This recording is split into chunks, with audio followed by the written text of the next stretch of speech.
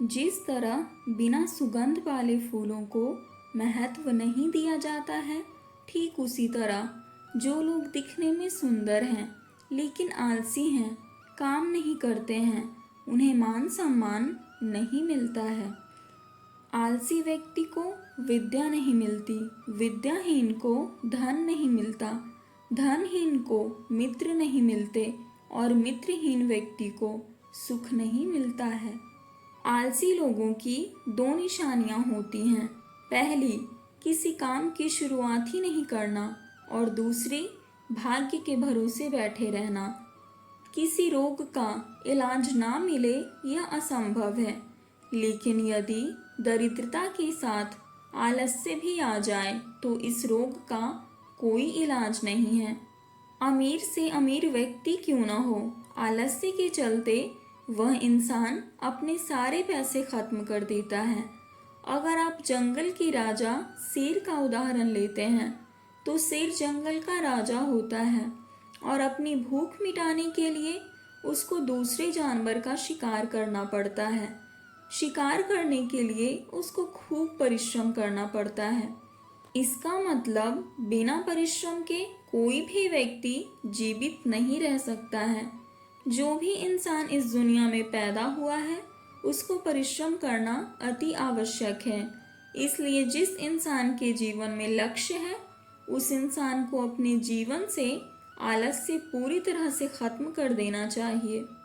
सफलता एक आलसी व्यक्ति भी हासिल कर सकता है, बस उसका मन आलसी नहीं होना चाहिए। जब आप व्यस्त होते हैं तो आपके लिए सब कुछ आसान होता है, लेकिन जब आलस्य करते हैं और काम से बचते हैं तो आपके लिए कुछ भी आसान नहीं होता है। जीवन में सही दिनचर्या का ना होना भी व्यक्ति के आलस्य को बढ़ाता है और एक दिन ऐसा आता है जब धीरे धीरे यही आलस्य उस व्यक्ति की दिनचर्या का हिस्सा बन जाता है। एक आश्रम में अपने गुरु के साथ एक शिष्य रहता था, लेकिन वह बड़ा आलसी था क्योंकि वह आज का काम कल पर और कल का काम परसों पर टाल दिया करता था। एक दिन गुरु ने सोचा कि क्या किया जाए, कैसे इसे समझाया जाए, तो उनके दिमाग में एक रणनीति आई और उन्होंने उसे पाठ पढ़ाने का तरीका खोज निकाला। उन्होंने अपने शिष्य से कहा कि ये नीला पत्थर मैं तुम्हें देकर जा रहा हूँ। इसकी मदद से तुम जिस भी लोहे की चीज़ को घिसोगे वह सोने की बन जाएगी। लेकिन तुम्हारे पास कल सूर्यास्त तक का समय है। और यह कहकर गुरुजी चल पड़े।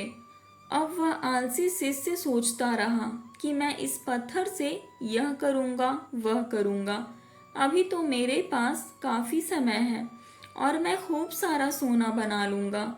आलसी आदमी ने सोते सोते बहुत ख्वाब बुन लिए, लेकिन उनको पूरा करने की जहमत नहीं उठा रहा था, मतलब प्रयास नहीं कर रहा था, सिर्फ सोच रहा था। और सोचते सोचते उसका एक दिन बीत गया। जैसे ही वह सुबह उठा तो उसने सोचा, अभी तो मेरे पास शाम तक का समय है, मैं इसे बहुत जल्दी पूरा कर लूँगा। देखते देखते दोपहर हुई।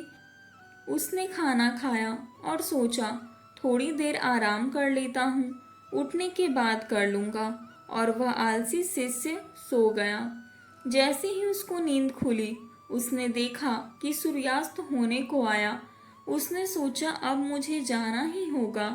वह उस नीले पत्थर को लेकर बाजार में जा ही रहा था, इतने में गुरुजी उसको मिल गए और वह पत्थर उससे ले लिया। बोले, तुम्हारा समय खत्म हो चुका है। उसको बहुत पछतावा हुआ कि वह कुछ नहीं कर पाया, लेकिन अब पछताए होत क्या जब चिड़िया चूक गई खेत। हमारे साथ भी तो यही होता है, कभी कभी हम भी तो यही करते हैं, आलस करते जाते हैं, आज का काम कल और आगे से आगे उसे टालते जाते हैं। इससे समय निकल जाता है, क्योंकि समय का पहिया तो रुकने वाला नहीं है। अगर हमने समय के साथ हमारे कामों को पूरा नहीं किया तो तो हमारा भी वैसा ही हाल होगा जैसा उस शिष्य का हुआ।